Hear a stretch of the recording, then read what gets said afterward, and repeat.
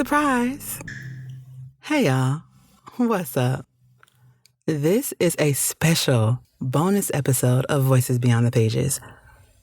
Back in September 2024, I hosted a live panel with some of the most popular Black male narrators in the audiobook space for Narrator Love, Bridging the Gap.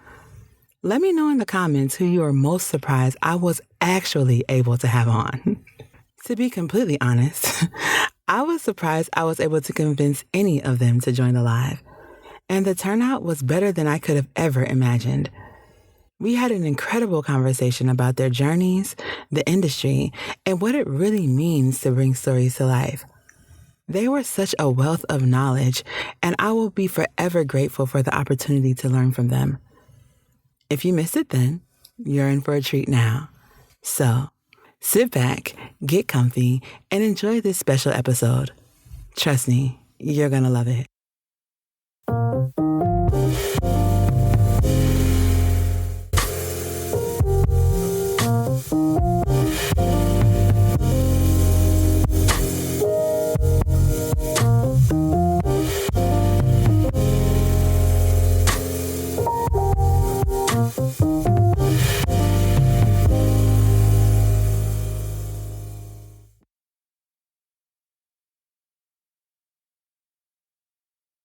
Welcome in, guys. Welcome in.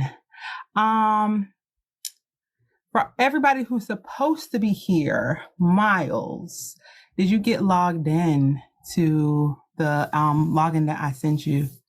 Just type your name in the chat if you did, because you didn't say anything, so I'm assuming that you did. Who else is in here? Thank you, Miles. R.L. Brooke, hi. Tosh wants to come up for 2 seconds. You want to come up for 2 seconds, Tosh? Okay, you can come up for 2 seconds before we get started, I guess.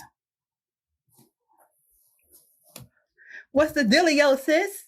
What's up, sis? You fine as hell. I was supposed to come over here and tell you that. For real. You fine as hell. You was not playing today. Oh, yeah, let the head out. Oh, look at her. Okay. I like when it was up. I just want to come here. I like it both ways. I don't care. I like it up. I like it down. You want to do like it up half too. and half? Like my head has been looking so big lately. I don't know what's been wrong. That's all right. You deserve to have a big head. It's your fine ass. Like literally large. Okay. Hey. Yes, I just wanted to come up here and just say that out loud. Give you some giggles and, no nervousness, just giggles, happiness, joy. I'm actually not incredibly nervous, just like kind of sort of a little bit nervous. It's gonna be great. But it's just like regular nerves, like, Mm-hmm. I do. It's just regular. But you're fine. You're fine as hell, and I love that color on you today. And you pretty too, Jackie. Don't be playing yourself while you just sitting here acting like you ain't fine too, okay? Thank you. Okay, all right. Just got to let y'all. Okay, in a few minutes, I'm going to bring everybody up. Okay, you're going to hop down? Disconnect me. Yeah, disconnect me so I don't have to get out. Okay. I'm a live professional. All right. So everybody, welcome. Thank you for getting to 1K. I appreciate it. So we share that live out. Go ahead. If some of my girls are in the chat, can y'all share it to the group me for me, please? Thank you. I know that y'all will do it. And so I'm going to start bringing up the guys now. I know a couple people are in here already. Give me a second. Give me one moment. Let me pull my notes up. I kind of had a little lineup because I'm being a little teeny tiny bit anal. Not very much, y'all. I promise.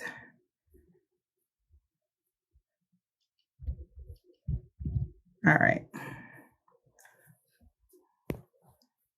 So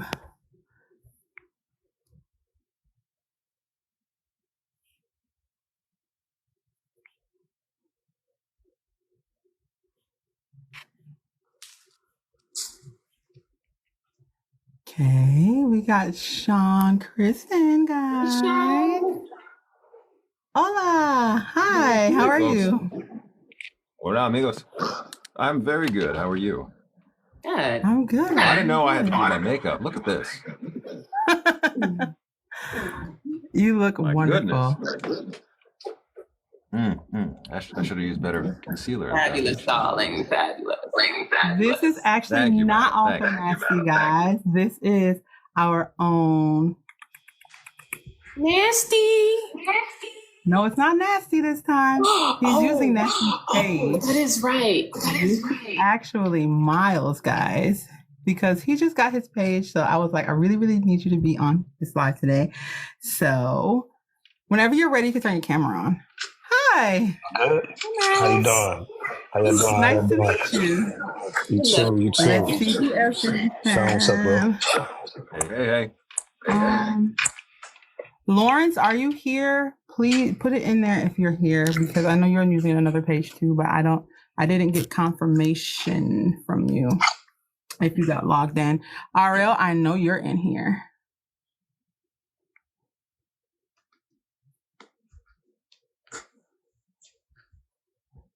D. Lewis. Yeah, I think I saw him in the comments. Yeah, he's here. I do not know where RL went. I saw him, but he's gone now. Hey, D.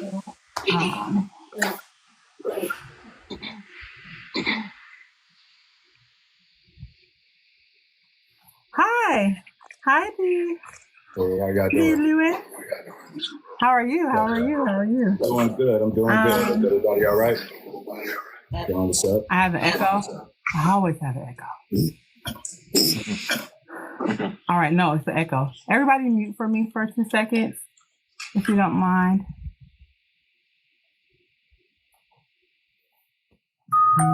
Thank you.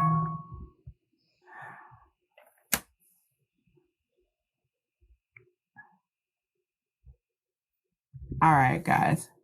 Let me see if I can work out this last kink for Lawrence. And let's see if Wesley shows up. And then we will get started. I hate that we have no music, so I'm going to play something because I don't like complete silence. No, I can throw on some music if you want to. You guys want some music, Ariel? What's up, everybody? What's up? How are you today? How are you today? I'm doing good. I just, luckily I woke up, got off of work and took a little nap, and I happened to wake up. And I was like, I sent you a message and see if you're, what time zone you're in. I didn't know. Oh, okay. I'm sorry. I thought I put EST on it, on the note I sent everybody this morning. I thought I put EST, and then because I know a lot of my sisters are in what is it, Central Time Zone? So yeah.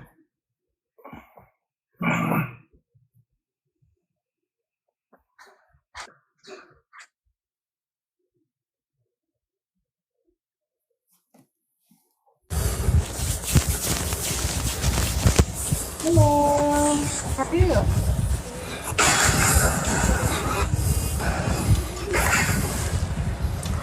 Are you playing music, RL? Yes, ma'am.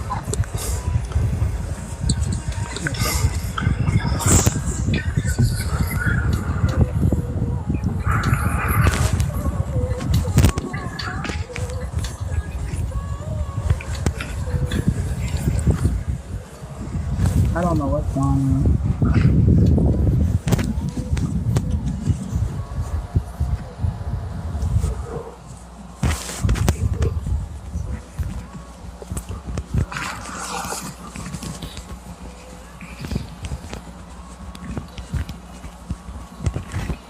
Okay. So we're gonna go ahead and get started. I was trying to help the last person come up, but yeah. So everybody go ahead and mute because I don't know, we all have echoes and different things going on. I don't know. Okay, that was you, Mr. What should I call you? Should I call you Wesley, or should I call you your pseudonym? No, Wesley's fine. Wesley's fine. Okay. All right. All right. So, hello, guys. I'm so nervous, but my name is Shauna.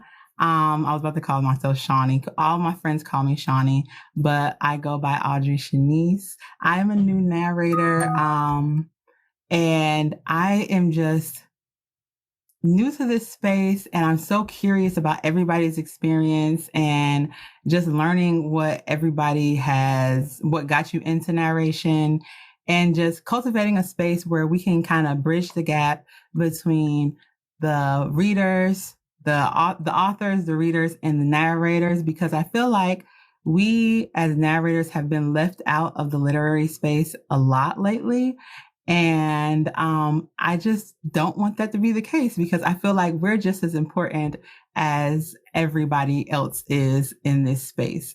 So I have my friend up here, Jackie Lynn. She was the one who helped me like really get into narration, and she's been such an encouragement and such a light for me. And so for that reason, I brought her up today to like just help me out and just to give me a little insight and, ask you guys some questions as well. So we're going to start with Mr. Sean Kristen. We all love you very, very much. Like I told the girls earlier, like if I hadn't been in correspondence with you for the last 2 weeks, I'm sure I would be fangirling out like big time, because I'm sure when I first started listening to audiobooks, you were one of the first male narrators that I heard. So if you don't mind, go ahead and tell us, how you got into narration and just a little about yourself. Sure, thank you. You flatter me, by the way. I've been narrating now for almost 15 years. And for a while, got into it by a stroke of luck, really. I was playing in a band. I'm a musician as well. And someone approached me to talk about doing voice work, which I had never done. And I put it off and kind of delayed everything, and then was working on a film as I do some on-camera work, at least in a former life. And some folks were talking about their agents getting them all this great voice work. And I said, that sounds then getting up and doing hair and makeup and memorizing scripts and doing these early calls. So I was fall of 2009, if I'm not a liar, that I decided to check out actually audiobook narration, which was my first real voiceover gig. And then for some reason people liked it. And it kind of continued from there. So that was my foray into the industry of narration itself. Awesome. So I got to mute. Why do I have to mute, Tosh? Because is it an echo like that? Yeah. So when he's talking, you're hearing. Okay, hold on. Is it an echo right now? Because we're in between. All right. So to know that you've been doing it since 2009, maybe I need headphones. I could wear my headphones. Maybe I'll do it in a second. To know that you've been doing it since 2009, like, wow. Okay. I'm really a baby. So yes. That Miles. makes me old. What? I mean, you're not old. I'm sure you're not old. I'm not that old. I mean, I'm not going to tell my age. I don't mind, but but yeah, to know that you've been doing it since 2009, I just, it's just an inspiration, because I hope to be able to be in the industry that long and to learn from you, from all of you, honestly. So I'm going to mute, but Miles, if you don't mind going next, just the same question. How did you get into narration? And just tell us a little about yourself.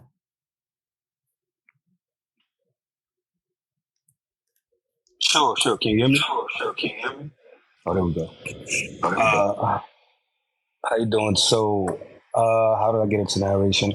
I too do on camera, on screen acting, but I also do. I actually got into narration voice. I got into voiceover, um, and started out doing a lot of commercial work. Um, and I got into narration. I had a friend, you might know Carrie Height. He's a narrator as well.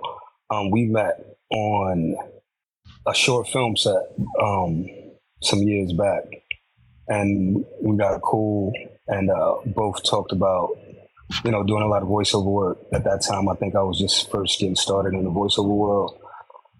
So he was giving me a lot of info. I got my agents, but then I started seeing that the more we talked, he started telling me more about audiobooks.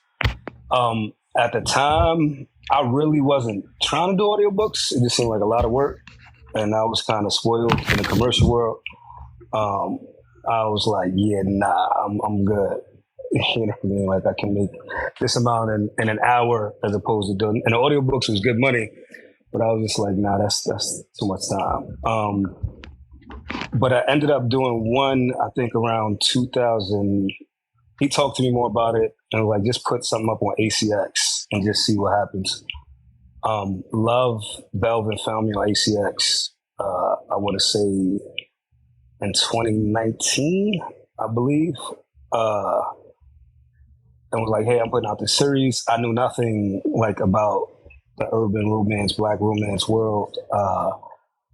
So I didn't know like how big her universe was, but it was just like, hey, I'm putting out this book. I really love your samples. Would you be interested? And that was my first foray into audiobooks. And even after that, I was like, yeah, I'm never doing this again. But I enjoyed the acting aspect of it. I just didn't, the editing, the time it took for me, I wasn't used to that. I was like, this is, you're going for a commercial, you book a commercial gig, you might have a 2-hour session, you're good, done, go. If you got to come do a pickup, they pay you again. I was like, nah, I'm not doing it. But I really enjoyed the acting aspect, being an actor. And I agreed, when I told Love I would do it, I agreed to do the whole series. And so after I did the series, I learned some different tricks to make the process a little smoother. And the more I did it, I really enjoyed the acting aspect of it, like being on screen. So I was like, you know what, I'll take these. I was like, I'll just do from time to time, I'll do them. But over the last few years, it's really kind of I'll say 2-3 years, I really started to do a lot more. I know I've listened to a lot of your work. So also just like Sean, I really admire you because, I know that, I'm learning that audiobook narration is a marathon, not a sprint. Like, as much as I would like to just get in here and just knock it out, that's not a thing. So yeah. Do you have you have a background in acting? You say you did commercial first. Yeah, I have like Sean, I have my creative, everything started with music, background, original music, songwriting. But then someone years ago asked me to act and something they put me on, and I got the acting bug. So then started taking that more seriously. And so voiceover was kind of the last thing I dove into.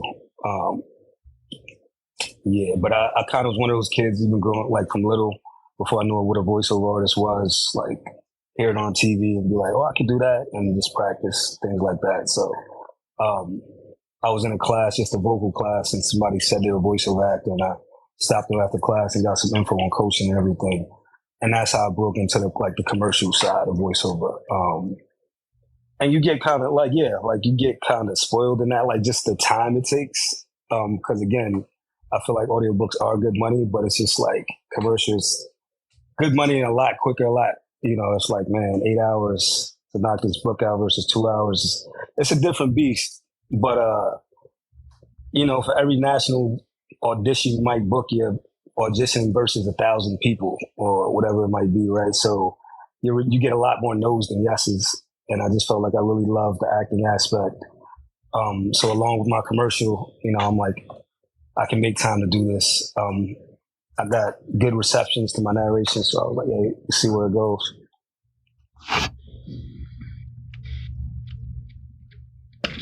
Awesome. Let's move over to D. Lewis. Hi, how are you? Yeah, go ahead and tell us about how you got into audiobook narration. I know a book that you did recently that I loved and I know everybody else loved. I have so many books that I love of all you guys. I mean, it's really making me a little, I'm not going to ramble, but it's really making me a little reminiscent about reading because when I started narrating, like my recreational reading, like slowed down, like pretty much stopped, to be honest. And so I missed that aspect, but one of my last few books that I read was one that you did, Octavia Grant's book. So I love that. But go ahead and tell us about how you got into narration and a little about yourself. Well, first, thank you very much. I appreciate that. I'm also not that very seasoned, if you will. My road to audiobook narration is probably much different, especially from the last couple that spoke. I'm not a traditional actor. I don't have any of that experience. What got me into it was my wife's an author, and she was doing a book trailer for one of her books that was coming out, author A.A. Lewis. Hey, mama. So she said, hey, I need your help with this trailer. And I was like, yeah, all right. And so I thought she was going to have me do some video editing for her. And then she was like, nah, I need your voice. And I was like, oh, no, hell no, we ain't doing that. I don't want to hear me talk. Nobody want to hear that. But long story shorter, I did it. She made me do it. And I was like, whew, whatever. And then a couple of days later, we got a call from another author friend of ours, Jay Asmara. And she got to talking to AA, and she was like, hey, is that Dee's voice on that trailer? And she was like, yeah, that sound girl. And I was like, she better not. She said, hey, I need his voice. I got this audiobook I want to do, and I just cannot find the right voice for it. And when I heard that, I knew it was him. And now I'm like, oh, no, hell no. I don't know nothing about this. I don't know nothing about acting. I don't know nothing about audiobooks. I don't know how to produce this thing. What am I supposed to do? And they lovingly bullied me into doing it, right? So I did it. But as I got into it, I was probably 3 chapters in, and I was like, I guess this is all right. It ain't bad. But like by chapter 7 or 10, I was like, yo, this is dope. I actually like this. So after I finished that for her, my wife was like, well, why don't you try to see what you can do out there? And at first I was hesitant because I was like, yeah, y'all cool with me. Y'all gonna say it was sweet. You know what I mean? But I did. I went out there and auditioned for some stuff, and I actually got it. Funny story. The first one I did, that I auditioned for was like a 20-hour book. Right now, I still don't know what the heck is going on with none of this. And I jump into this 20-hour book, right? And I get to the end of it, and then I find out that I guess it was post or something, and so they had to remove it from the platform. But what that did, I got a whole lot of experience doing that long ass book. So that's really where I taught myself the post-production piece of it and how to get a good quality audio. So yeah, I learned a lot doing that book. So I don't regret that experience, but that's kind of how I got into it. So much different from, the transition that Sean and Miles had with, having an acting background already. But, I'm still here. So it's been a great ride. And we are happy that you are on it, like seriously, because I just love hearing new voices, especially new male voices, because, I like versatility. But the post-production, that hit me when you said that, because That has been the biggest learning curve for me, where it's like I have literally just been sitting here teaching myself for hours, days, how to edit and how to just get my sound quality right, on top of like learning social media, building a brand, just everything else on top of that. So yeah, like I can really, really, really relate to the struggles of learning, post-production. Oh, it's just a lot of learning how the editing portion. And it's still, I have my days. I'm much better now, but I still have my days. So we're going to move on. It's real tedious. Sorry to jump in. It is. It's so tedious. It's so tedious. I didn't mention how long I've been. I've only been narrating audiobooks since 2021. Since when? 2021. Oh, okay, that's good. But I'm a baby, so 2024. I've only been doing this since March, so. But it's not about me right now. R.L. Brooke, our favorite TikTok narrator. I think you just had a book release, did you not? Hello. No, it's He's so dramatic. No, it's not the book is released. Yourself. Okay. Tell us about yourself and how you got into narration. Okay. Let's see. My name's R.L. Brooks, my pseudonym. Everybody calls me Rob. Let's see. I'm fairly new. I think I've been doing it for maybe about 8 months. This is my first audiobook. I kind of got tossed into it on accident. I have another account on here, and I would go live on there for a while, and then people started coming into my lives, and read me. I'm turning this down. Sorry. They're like, read me something. Read us a story. And it's like, read to you. What the hell do you want me to read to you? Why do you want me to read? And they're like, oh, we love your voice. It's so soothing.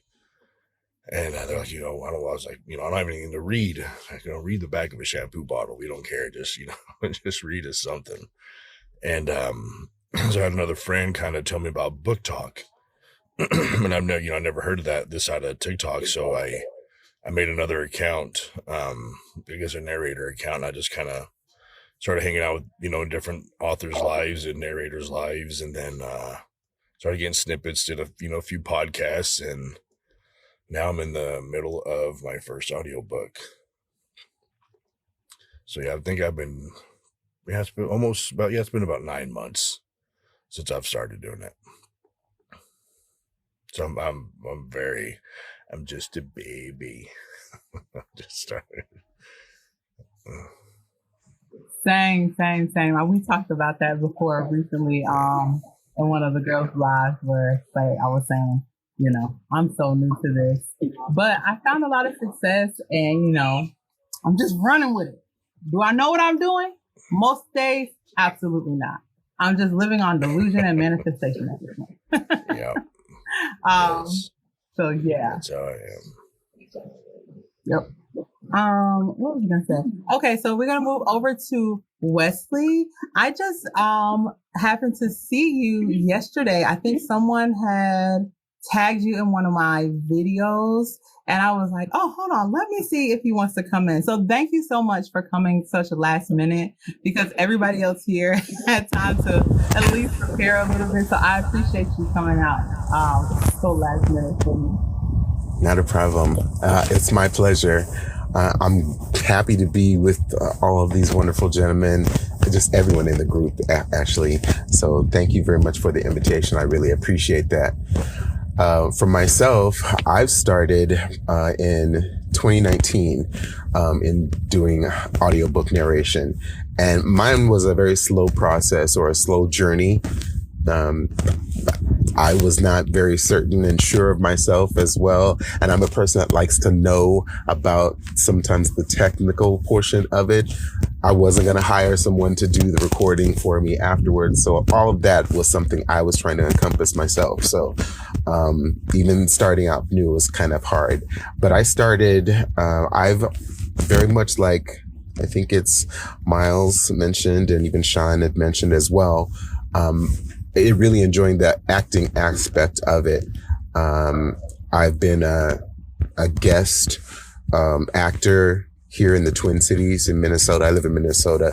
And then a few other places, just movie extra, so on and so forth. So that's really gotten me really involved and impressed upon what I really enjoy doing, using my imagination, and if it's doing narration, it is more of how can I use a different inflection to change a person's a voice, or a different person from person to person. So that's been how my start has been.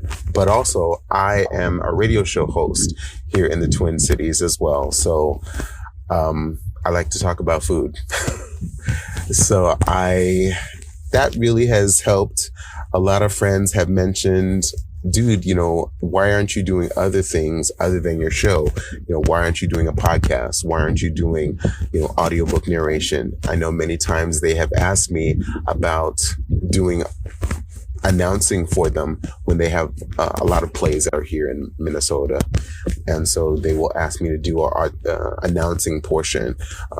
And I'm more than happy to do it, but then it was that encouragement of, dude, you need to get into audiobook narration because you have a voice that folks want to listen to. That's what I've been told. So that's my story. Well, nice to get to know you. I appreciate you. Like I said, you coming. So many actors here. I'm just an actor in my mind, like everything else. So, so many actors here. We're going to go down to our last guy here, Lawrence Baldwin, LB, as we like to call him around these parts of TikTok. Go ahead and tell us a little bit about yourself. Wait, you want me to talk about how I got into narrating, right? Yes, absolutely. That's why we're here. Tell me about myself. Anyway, I got into it because I got a lot of compliments about my voice at work. It really kicked off where, like, at church, I was asked to read scripture every now and then, and I would read, and I got a lot of compliments doing that. And one of the men at the church was like, seriously, you need to, get into doing some kind of voiceover work because you have a really nice voice. So, I didn't really pay it any mind. I never gotten, a compliment like that, just constantly from the same guy. And so I was like, you know what, I'll try it. So I tried to find ways to get into it. I think the first thing I got into was Voice 1, 2, 3. And that was difficult. Like, that's like all I did was like do auditions. I didn't get any work. And then I found out about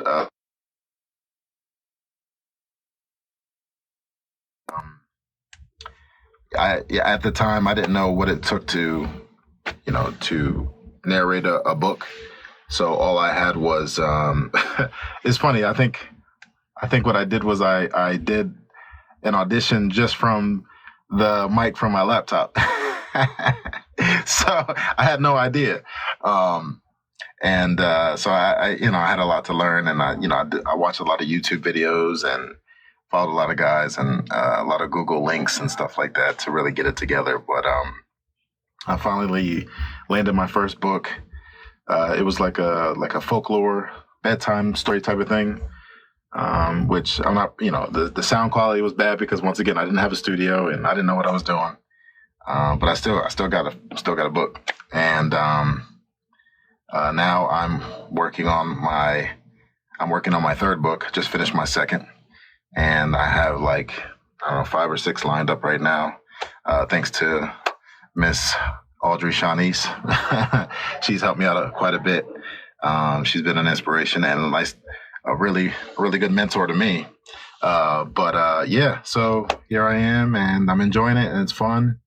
And I love the community that you guys are building up. And so, yeah, thank you. you. Oh, I'm just doing, you're not difficult all the time. So when you listen, things progress. So, anyways, thank you guys all for introducing yourselves. Jackie, I'm sure, has at least a couple of questions that she's going to ask before I get to rambling again, because that's what I do sometimes. So go ahead and ask your question, Jackie, and then we'll go down to the comments. If you have any questions for our guests, please put them down in the chat. And once Jackie finishes, then we will answer them. All right, can y'all hear me? I'm so nervous. Oh my God. Okay, so I think the best way to do this is I'm going to ask a question, and at minimum, maybe 2 people can answer for the sake of time. So if you want to answer, just throw your hand up and we'll go from there. How do you determine what project you're willing to take on? Sean? Thank you, Jackie. At this point, I'm fortunate enough to be able to turn down more projects than really I take on, because I've been in the game so long. But for me, there are, in the world of audiobooks anyway, I have some pretty solid criteria for what I choose. One is that I have to enjoy the story and the content, because if you don't enjoy the story, it then becomes difficult to embody that for an audience, because you have to compartmentalize part of it. This is terrible. I don't even want to know why I'm doing this. So you have to be able to enjoy what you do. And sometimes you find joy even in unlikely places or in unlikely content. So that's typically what it is that I need to enjoy the narrative on a very basic level for an audiobook. But I have hard stops. I don't do anything that deals with any type of hate or discrimination, showing it in a favorable light. I don't deal with non-consent. I don't like to promote those types of things or intolerance. So I don't lend my voice to projects that focus on things that I deem to be negative or unhealthy. And I don't yuck anybody else's yum, but for me and what I like to ally myself with, those are the things I tend to avoid. But other than that, it's usually sky's the limit for me. Every then and again, you get something that is uniquely different, especially since I believe a lot of us here are specifically within the field of Black romance, just genre fiction, right? So there comes with genre fiction certain elements that are predictable, that we expect. We expect, in many cases, a happy ending, all jokes aside, that makes it worth reading, worth going through the struggle of the characters in the story. But as a narrator, we need to be able to embody these very worn out, tired beats in a story, that we know what's going to happen. Typically now, at this point, you can pick up a book and oh, that's so-and-so. Okay, they came from here. I know what's going to happen. Here's the cute meat.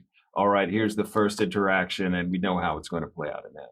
But we still need to bring freshness and a vibrancy to that in our performance and in our understanding of translating the narrative. So when one of the things you were saying too, Audrey Shawnees, is that a lot of us are actors. And that's because acting is the absolute cornerstone of what we do as narrators in fiction, in the fiction realm. If you're dealing with nonfiction, you don't necessarily need acting as much. But without a toolbox of the actor's tools and knowledge and the idea of how to perform that way, you tend to put yourself at a disadvantage. So I always encourage people who are narrators or voice talent in general, doesn't matter. I also do video games, commercials, and a lot of animation. But you need to have a core component of understanding acting, of how do I take this thing that's on this sheet of paper and breathe life into it and make it real. And so that the humans on the other end can have an experience with it that they can connect to and relate to. So that's one of the, all that rambling, you talk about you rambling. They pay me to talk, I guess I'm in the right business. But to be able to do that And then through the lens of what media do I select to enable myself to do that I feel will reflect best on me or for my audience or for what your mission, your motivation, your inspiration is. So aligning yourself with all of those things comes back to what work do I select? What do I choose to do? How do I choose to portray it? Now, of course, on the opposite end of that, there's, I need to eat and keep the lights on, y'all. So you got to work too. Yeah. And while you're working, you're building that experience, you're learning more elements of the craft. So at different stages of our careers, we need to be able to balance that. So some of us may not have the luxury of choosing, say, I'm not going to do that work. But some of us are hungry, so we have to take what we get. But we then try to mold it into what we want in terms of our representation and how we want to present ourselves. So that's a long story for saying, take what you want where you are and depending on where you're at. Nice. Okay, I think I saw. So I'm going to comment really, really quickly before you go, Wesley. But I recently did learn that where I was just so excited about taking, having my first project that I wasn't thinking about the brand that I was trying to build. I wasn't thinking about any of the other things or like where I was trying to go. I was just excited. And so I ended up having to, and it's on my page, everybody can see it. I had to cancel a contract or two at one point because I just was trying to get my footing. And thankfully, I have people around me who are encouraging, who like understand and, give me good sound advice. So now I kind of know how to choose in a way, but I still think it just takes a level of discernment and for you to know what's good for you, what's not good for you. Because like my grandma said, everything that make dollars don't make sense. Everything that, that's how it goes, right? So that's just what I live by. And then also like, in this space, everybody is so, vulnerable. Like I'm such a vulnerable place sometimes where I just feel like I'm wide open. So I always say a seed grows in the dark. So of course I have projects that nobody really knows about, might be rumored about, but don't really know about.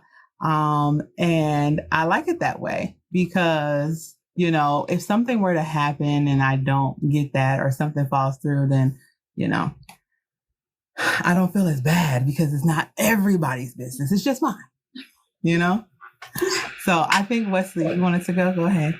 Yeah, I think Wesley is up, and then I think Wesley and Dee actually raised their hands at the same time. So once Wesley finishes, we'll go to Dee Lewis. Awesome. I really just have to reiterate exactly what Sean said and what you said as well, Ms. Shani, that you have to pick ones that are similar to your values, and you have to already know what you will accept, what you won't do, what you feel is acceptable. Again, taking into consideration your brand, all of that. I know I had to learn that at an early age, if you would, in this process or in this future career. But that's really it. I mean, you all have made those other points. And so I just wanted to kind of reiterate that specifically about values. Nice. Awesome. Dee?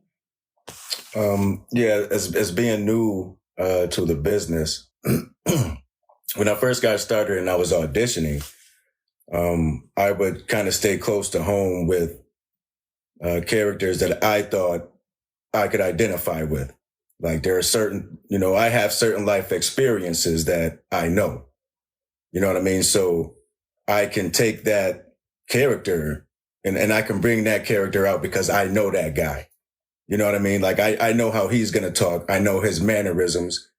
And so that's kind of when I first started, I would look for those types of jobs. But as I continued to grow, I am fortunate enough to where my wife has an acting background. So she was kind of a godsend to really helping me to branch out from what I was comfortable with and start playing with different character types. still building on my experiences. I think I'm fortunate in that respect too, because I have a vast life experience. I've been so many different people, if you will, within my stages of life. So, I have a vast knowledge of people that I can pull from and say, okay, I think this fits when I was doing this, or that person that I know. And I find that I can get into character those ways to bring out different types of people. Because even though we're in the Black romance space or Black fiction space, people forget that we are still different. You got all different flavors. So the more life experience you have, I think also helps in respect to what I do, at least personally, because I can draw from a lot of that to kind of bring some of these characters out. Now, there are books that I've done that I had absolutely no life experience with, and, those were kind of tough. But again, I have, a great support system through AA, my wife. So, she kind of coaches me to try to get into a certain headspace and relax and be comfortable to be able to, bring some of those characters out that I may not have experience with. So, and she does a lot of the vetting for stuff I get. Now, I'm fortunate that, since I got into it, I never really stopped or slowed down. So I'm kind of in a space where I'm not auditioning as much for things. People are kind of seeking me out now. So she's kind of my buffer, if you will, because she's very connected within the industry as well with the author. And so, so she keeps my brand kind of intact, because I'll be all over the place. I'm sure of it. I'll be trying to grab everything, but, she kind of reins me in sometimes, slow down, bro. We don't know if we want this one. So, yeah, so that's kind of where we are right now with me, in the business. So, and how it's chosen kind of for me, what I'm going to do and, what I'll be great at. The thing is to put yourself in a position to succeed. Yeah. Yes, you always have to stretch yourself, and that just helps with growth. But you also have to make sure that you have, your lane, if you will, where you can be comfortable and just go, when you need to just go. Awesome. All right, we're going to move on to the next question. Thank you so much for answering. So we know that the romance genre is like a huge business. So what was it about this particular genre that brought you into this genre? And how do you handle the response from your fans in this genre? Who are you pointing at? Miles? I'm pointing at Miles because he hasn't answered. Yeah, Miles, you answer. And he looks kind of bored, and I don't like that. So you're on mute, Miles. You're muted. I'm sorry, I'm not bored. I'm not bad. That's just my face. It's okay. I'm just messing with you, but yeah. Can you repeat the question one more? Can you repeat the whole question again, please? So, the romance industry is a huge industry and everything. So what is it about this particular genre that brought you and keeps you here? And how have you been able to handle the response from your fans that come with it?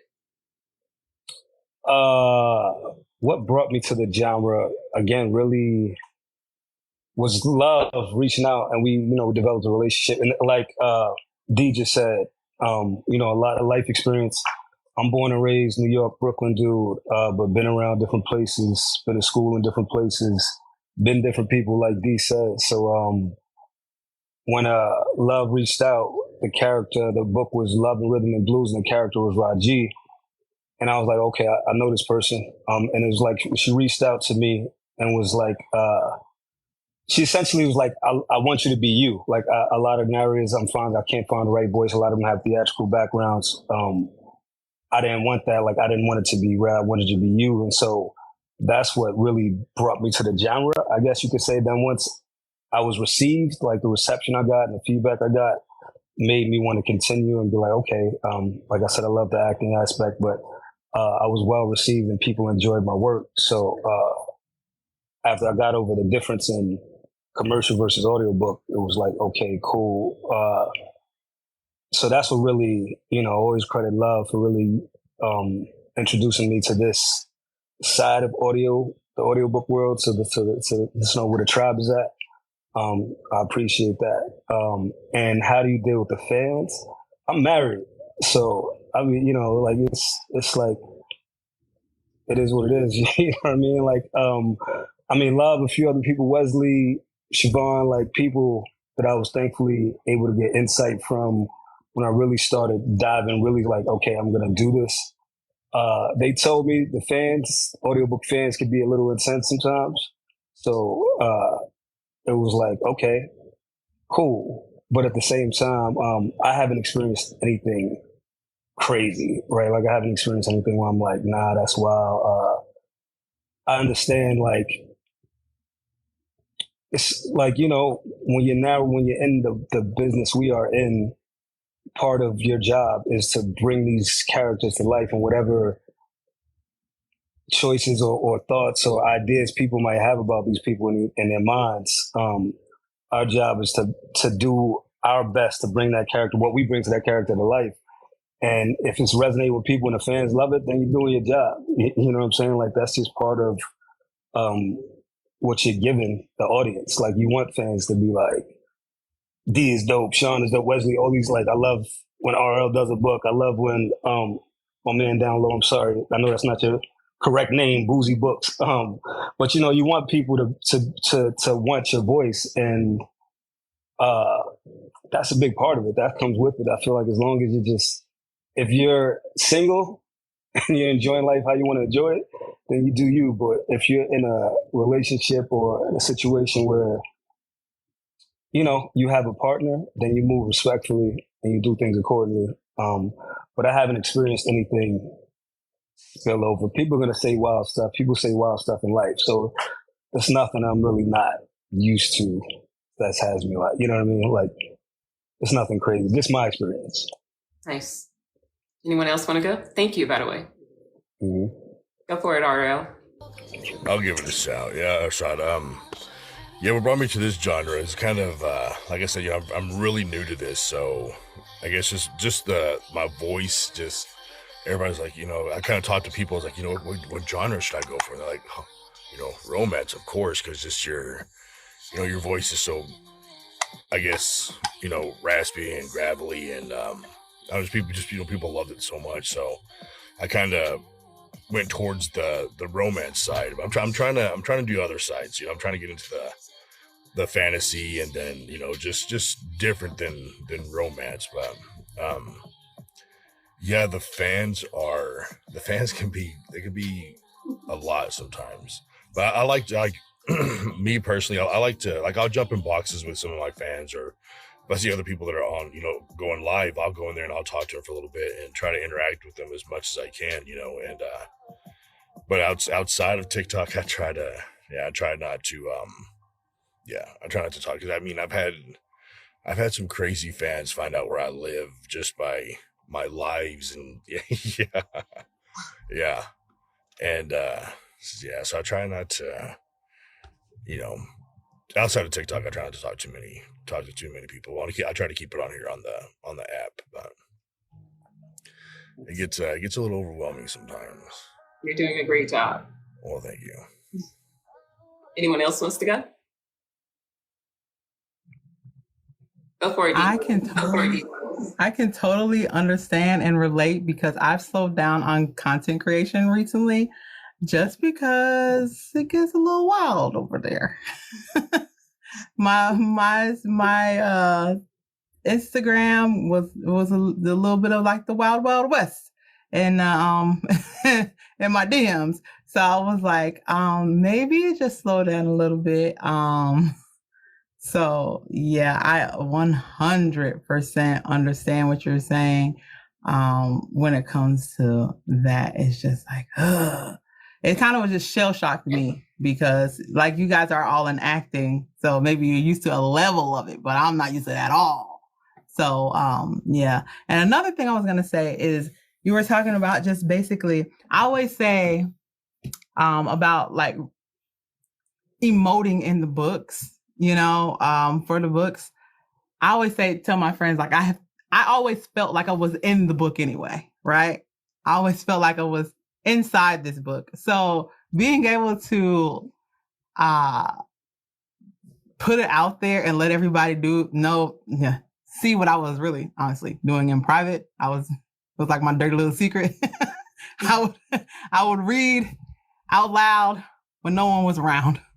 And then one day I just decided to do it, on TikTok, and everybody was like, oh my gosh. So yeah, that's how that happened. But I really do like feel the books, and I don't have an acting background, but I would like to think that I'm okay. I'm okay. So the next thing I was going to ask you guys is, he wanted to answer. Oh, you want to answer, D? Yeah, he wanted to answer. I'm sorry, you want to answer? Go ahead. Sorry. You sure? It's okay. Okay. I'm sorry. It's okay. I was just going to ask you guys about what your latest project is, because I don't want to keep you too long. I know I didn't say a time limit, but I was like trying to keep at least it to like an hour's time. So we're just going to go down. You don't have to take long. Just tell us about your latest project. And I know a lot of you will be at events this year. I'm pretty sure Black Romance Fest is in here. Hi. And a few of you will be at Black Romance Fest. So tell us about a couple of events that you're going to be at, and about your latest project.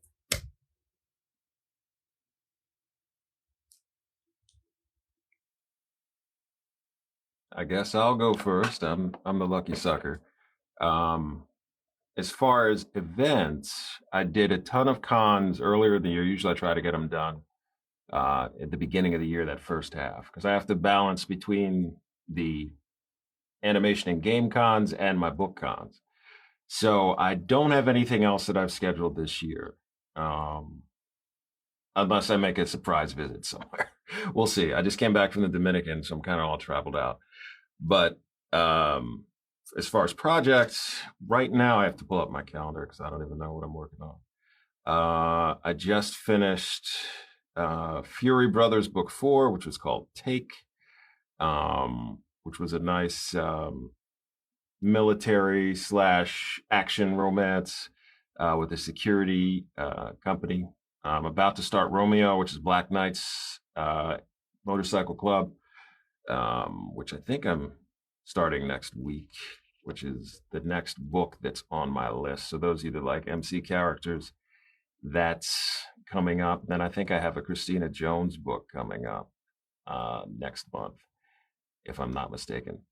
Determining Possession. I was not lying. Oh, I love Christina. Her dialogue is so fantastic, and she makes such fabulous, real characters, which is not necessarily an easy thing to do consistently in genre fiction, but she does. And people say, oh, you did so great on these books. And I said, that's not me, that's her. I'm just translating this for folks.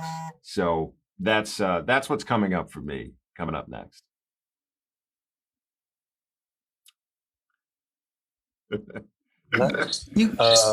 I guess I'll go. We just go in the same order.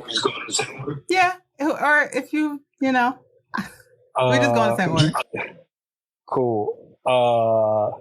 I'm going to be at Black Romance Festival. Shout out to Black Romance Fest. And I will also be at Indie Love as well. I think they're both in Atlanta, if I remember correctly. And as far as new projects, got a bunch of stuff coming out, thankfully. I have another book about to start working on with Love, working on something with Kimberly Brown, Tessa Stone, something coming. There's a bunch of stuff in the works, thankfully. So, again, I don't remember like Sean, I'd have to pull it up on my phone. But a bunch of stuff coming out. So thankfully, look out for that.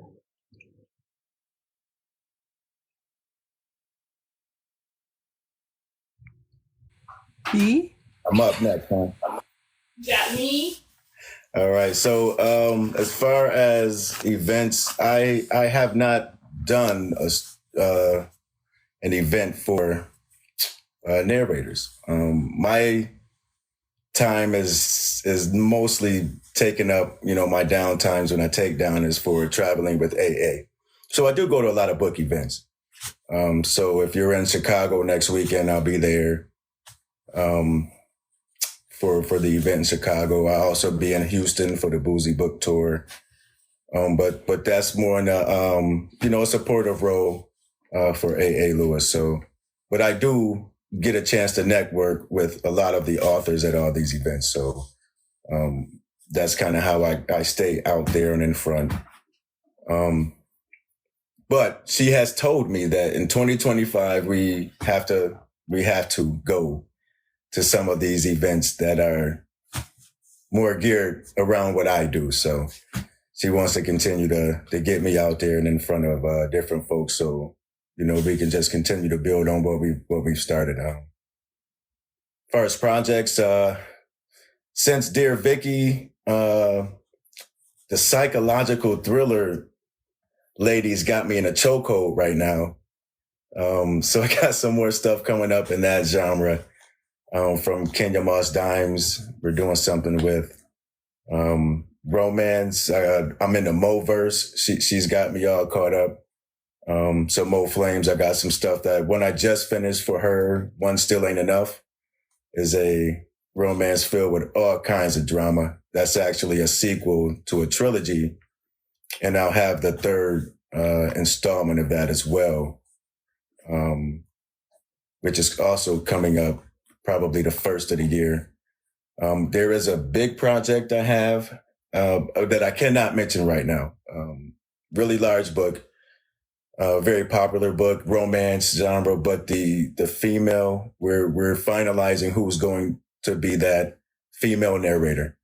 But this one's really huge, and that fills up my year and into next year. So, I'm kind of booked out right now, which is a great feeling. But yeah, so that's kind of what I've been working on lately. I also nope, that's not it. Damn, I'm lying.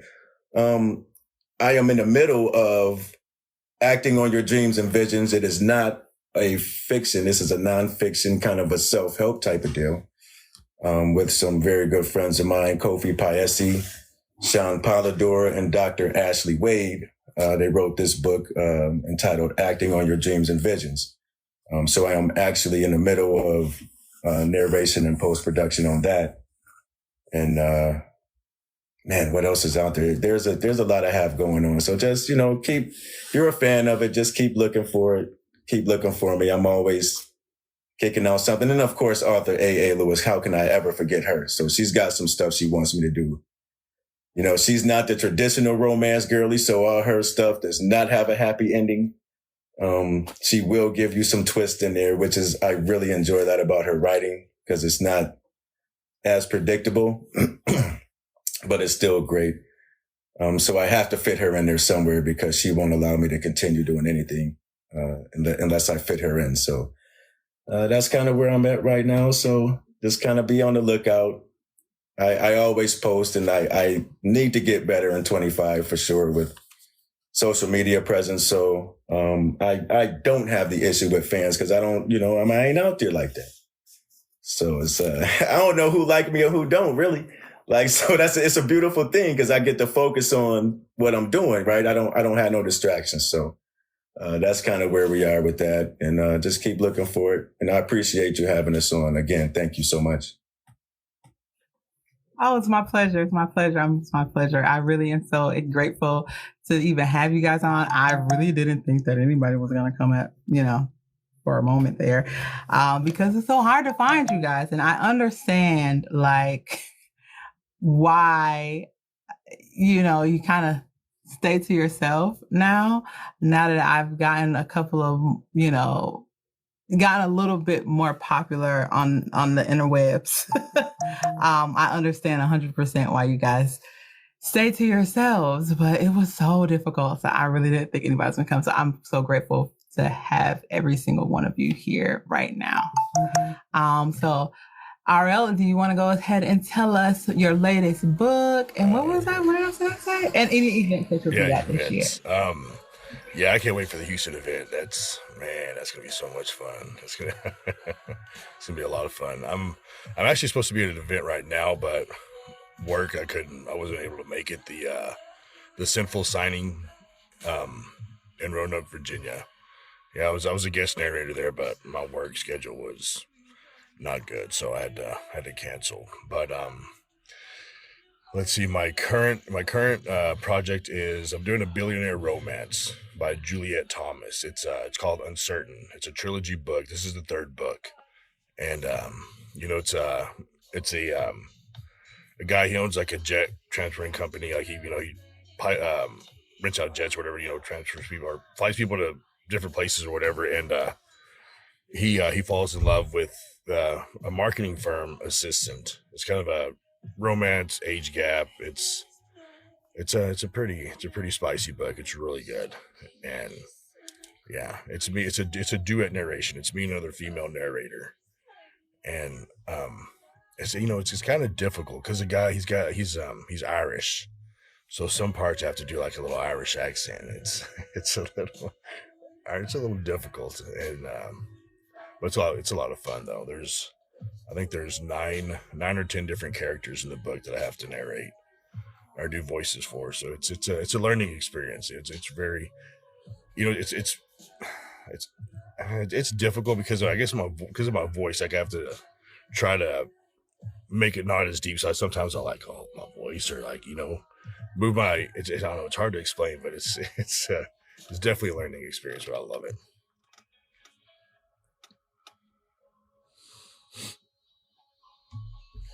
Thank you. Sorry you having to miss that event. I'm sure that it was super fun. I think my friend down in the comments, fellow narrator Carmen Chantel was at that event or is at that event. I'm not sure. So yeah. It was my first time. Yeah, she's down there. Thank you for being here, Carmen. I've got a couple auditions after this, and I'm hopefully I'll get for some more narrations. So I'm looking forward to that too. Yeah. All right. Wesley? I had actually just picked up a contract to do a romance one. I'm not gonna lie, I can't remember the name at the moment because I just opened it yesterday. But I think it's about 30,000 words, so I'm excited about that. I've done some others in the past, but most recently I've kind of been on hiatus. I just got back from Belize, with family and everything, so I'm just getting back into the swing of things. So it was really nice that was one I didn't even have to audition for. They just said, hey, we really want you to do this. So, but my goal for next year is to definitely attend some of the cons because I've never done them. So that's one thing that I have not done, and I am looking forward to starting that and also attending some of the conferences. I know that they cost money, so yeah, got to make sure I get that money first. So, but yeah, I'm going to get back in the swing of things really soon.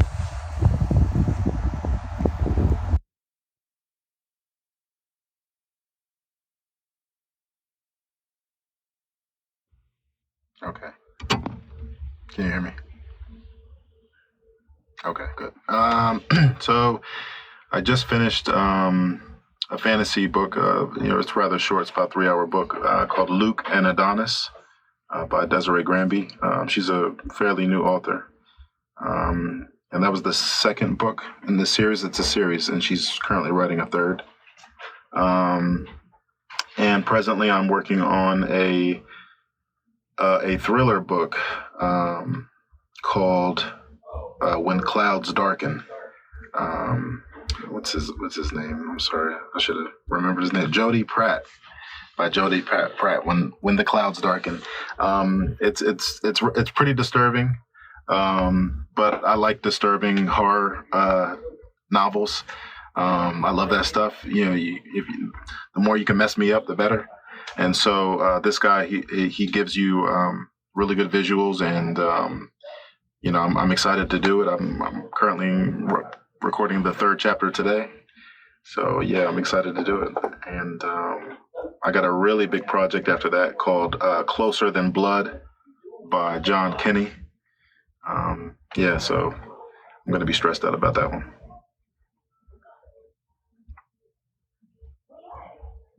Don't stress.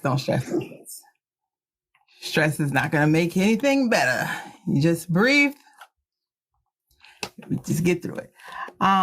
So I'll tell you guys about my projects, and then let Jackie go, and then I'm gonna let you guys go, because I love having you here, but I don't want to take up too much of you guys' time.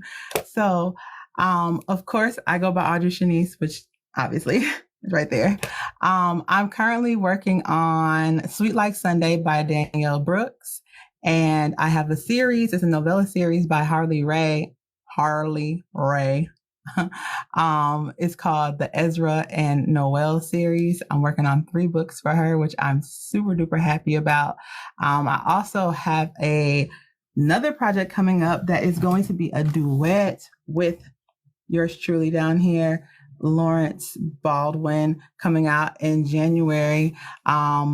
By JD Southwell. She's also in here. It's called They're Not Strangers. So I'm excited about all those things coming up this year. And then I got invited to my first event and I was so excited about it. I will be going to Black Romance Fest in Atlanta in January. I don't know, like, before we go, you guys give me just yes or no. I feel like it wasn't really a thing for narrators to be invited to these kinds of events in the past. And so as of late, I've seen a lot more book festivals and things like that inviting narrators to events. Am I right on that? Or am I just like I just missed something? I have Go ahead. to chime in that it's often challenging for us as narrators at a lot of cons and events to find appropriate spaces and representation there and to be featured as narrators other than just as sort of a sideshow attraction for the other authors and events. I've done a good share of cons and events, and I've been rather outspoken just in the community about how narrators really, we need our own events.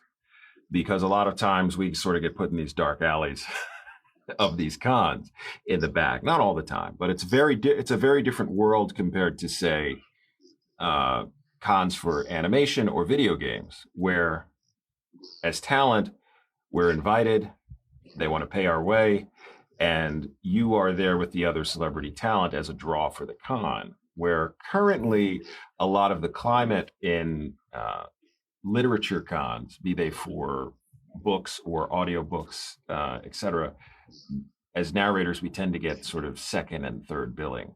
So hopefully that's changing in terms of the climate. I'm hoping that there's starting to become a paradigm shift happening where because a lot of folks come to see narrators as well as the authors, and to buy all the swag. And we have a difficult time with the return on investment. In terms that we often don't have things to sell. So we're not selling merchandise. We're basically selling ourselves and our brand. So you can merchandise that. And a lot of times you're attempting to build connections as a narrator so that you can get more work and keep narrating. So there is a challenge in the current climate of the industry for narrators in a lot of events and cons. So as the advice I can offer to a lot of folks who are starting and are kind of getting their foothold, or if you've never done a con, is look at how that particular con is set up for you as a narrator. So are narrators being showcased? Do they have an exorbitant table fee that you're simply not going to recoup? So you have to look at that in terms of your business plan to understand if that's fiscally viable for you. So you're going to put out a lot of money because if they're not paying room and board, travel, they're charging you a table fee, you have to obviously account for that. Part of what we do, we're in business. We are entrepreneurs and we represent our own brands. So you have to approach it that way when you're looking at what is valuable for you. So cons are fantastic. Even though the last big one I went to, I came back with COVID. That was fun. We call it the con crud or the fan flu because you're shaking hands and kissing babies, right? So no matter what you do, that's what you did. And I did 4 this year. So it's a lot too. It's very draining, but go with a plan. Decide what your purpose and your intention is. So if you're going to network, make sure you're aligning yourself with all those opportunities to do so that come with the event. If you're going to sell merch or swag, set yourself up to be able to do that, and be nice to everyone, because nobody wants a jerk to work with later, and you never know who you're talking to. So always go out, put yourself out there. And I'm an introvert, which is, I'm clearly in the wrong business, but you have to interact with people. So all the peopling, you got to do all the peopling out there. So to make sure that that's a thing. So then you get something out of it, because it's more than just being seen. It's about being remembered. So you want to make sure that you are able to accomplish that. That's my spiel. Yes. So what I'm hearing is two things. One, it would be nice to have smaller events. And for that, I have a solution. I'm a part of a group called the Boozy Book Baddies, and we have a book tour called the Boozy Book Tour. It is a very small, intimate book tour where you get to, be in contact with your favorite authors. Now we will have R.L. Brooke will be in Houston. I also will be in Houston. So maybe throughout the years, we can start to implement that, because it would be, and D. Lewis will also be at the Boozy Book Tour. So it's a very small, more intimate situation where you have, more opportunity to be in contact with, people. And it's not like you're a sideshow attraction. But I also am hearing that it would be good to have some type of narrator panel kind of event. I haven't personally, besides before I started doing this, which just came to me out of nowhere, thin air, honestly, to start doing this. And I think I will continue to do this because people obviously enjoy it. And, just so that we can kind of get you guys' take on it. And I just like learning from everybody. So yeah. Jackie, do you want to tell us about your recent project and where you will be this year? Mm-hmm. Yeah. So I am currently working on Nothing Like Our Hood Love by author Shantae. I'm on book 2 of that. And I'm also working on finishing out Isla Cox's trilogy with Just the Taste series. So I'm working on Insatiable. Both of those are being handled under my pseudo. And then I haven't announced my next book, but it's basically called Undisclosed, A Tale of Love and Deceit by Dira Smith Collard. So that will be starting next month. And I have a few more books after that to close out the year. I'm not going to name them just yet. As far as any events, I've not been officially invited to any events, but I have been invited by a fellow narrator for an event next June. But other than that, that's pretty much it. Black Romance Fest, you are in here. Jackie Lynn for Atlanta, maybe. That would be nice. Thank you. Thank you. Just, I'm all about shooting my shot, because you know what? You miss every shot you don't take. So I shoot every single one, because guess what? If I shoot and I miss, I'm in the same position I was in before. So I'm not going to not take my shot. And if I didn't take my shot, I wouldn't be able to talk to all of you guys. I was just shooting in the dark. And so I'm so grateful to have all of you here. Please, everybody that is in the comments, please go and follow everyone. Miles Washington here is actually on my sister's page, Nasty's page. So go and type his name into the search bar on TikTok. It's Miles Washington Speaks, correct? Right? Okay. Miles Washington Speaks. Go follow him on his page. Also down here in the bottom box, I don't know where LB went. Go and follow him on his page. Lawrence Baldwin. You can type his name into the search bar too. But everybody else, you should be able to click on their faces and just go ahead and follow them straight from here. So I appreciate everybody coming out and talking to me. And also go follow me. If you're not following me, please go and follow me. I'm just trying to get to my personal goal this month was to get to 2K. So I think last time I checked, somebody said I was at like maybe 20 away. So it's 47 of y'all in here. Go follow your girl, maybe, possibly. If you enjoyed yourself, I appreciate it. So yes, I appreciate all of you guys coming out. Please stay in contact. And if I have any other events coming up, which I will definitely let you guys know. And you can let me know if you're interested in coming back and talking with us, depending on whatever the topic is. Because right now I'm just going through, and I did female narrators, I did male narrators, and now I'm still brainstorming on what my next category is going to be. And then we'll just keep going from there. So right now I think I'm going to do this maybe once a month. Just because I have a lot of other things going on, and it takes a lot to arrange these and put everything together. Mm-hmm. So thank you guys for coming out. And I will see you next time.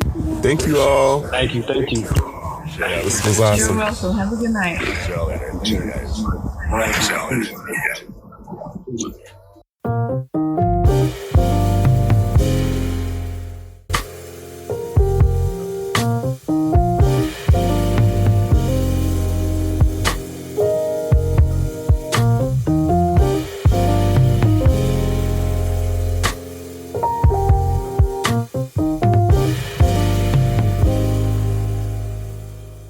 That was amazing, wasn't it? I hope you enjoyed this bonus episode of Voices Beyond the Pages. I hope y'all enjoyed the conversation as much as I did. Make sure to subscribe and leave a review. It really helps more listeners discover these voices and gain more knowledge on what it really takes to bring these stories to life. We're back this Thursday with a brand new episode and our first topic, That's My Genre. I'll be sitting down with one of my besties, my partner in crime, Lawrence Baldwin. Yes, the same Lawrence who just landed one of the biggest romance series trending on TikTok right now. We're talking about his journey, breaking into the industry, and what it really takes to bring steamy romance books to life. Trust me, you don't want to miss this one. Until then, grab a drink, get comfy, and let's bring these voices beyond the pages together. You're going to love it here.